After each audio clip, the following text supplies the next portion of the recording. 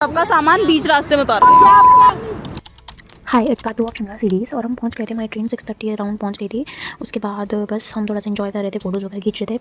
उसके बाद हमने स्टेयर्स आई तो हमसे बैग नहीं उठ रहे थे क्योंकि हमारे बैग काफ़ी भारी थे। और मैं तुम्हें बताना भूल गई थी, हमारी गर्ल्स ट्रिप थी। यस, अपने पेरेंट्स को मना के हाथ जोड़ के, उनके हाथ पैर कुंडे जोड़ के हम निकल गए थे।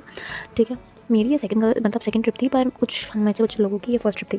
पहुंच तो गए हैं पर ये नहीं पता आगे कैसे जाएंगे। पता नहीं होगा। फिर से सीढ़ियां आई तो मैं सीढ़ियां इसको परेशान करी क्योंकि इसके पास सबसे बड़ा बैग है जो उठाया नहीं जा रहा है। ले तो आइए फैशन के लिए, पर अब उठ नहीं रहा है तो फिर होना पड़ जाएगा। जैसे लोगों को पता चला ना कि शिमला में बर्फ़ पड़ी है तो काफ़ी क्राउड आ गया था। ठीक है, क्योंकि काफ़ी टाइम बाद आई थिंक शिमला में बर्फ़ पड़ी थी, पर हमारा सब कुछ प्री बुक था। पर हमारी सबसे बड़ी गलती थी कि हमने कालका से शिमला कैसे जाना ये हमने डिसाइड नहीं करा था और वहीं हम फंस गए। मतलब एक्साइटमेंट अब तक बहुत थी, उस पता हमें पता नहीं था कि आगे हमारे साथ क्या होने वाला और आगे चल के स्यापा ही हो गया। हमें बस ही नहीं मिल रही थी, मतलब हद है।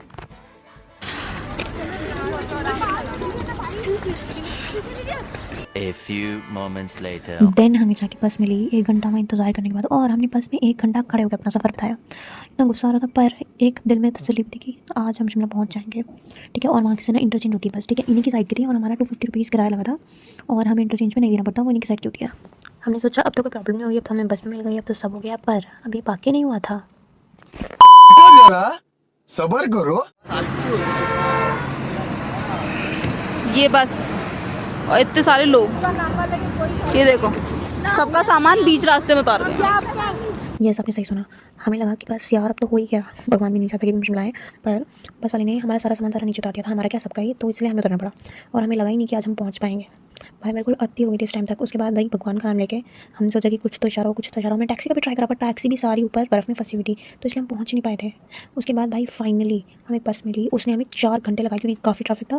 भाई उस बस वाले ने भी मतलब रॉन्ग साइड जा जाके खींच कर निकाली बस। भाई जान में जानता था भाई जब हम शिमला पहुँच गए। ट्रिप हो और क्लेश ना हो, ऐसा हो नहीं सकता हमारे साथ। बट इसकी वजह से हमारा आइटनरी का एक दिन बर्बाद हो चुका था। पर हमें ये था कि हाँ शुक्र है हम शिमला पहुंच गए। एटलीस्ट हम अपने एयरबीएनबी में रुकेंगे। एटलीस्ट हमें रोड पे धक्के नहीं खाने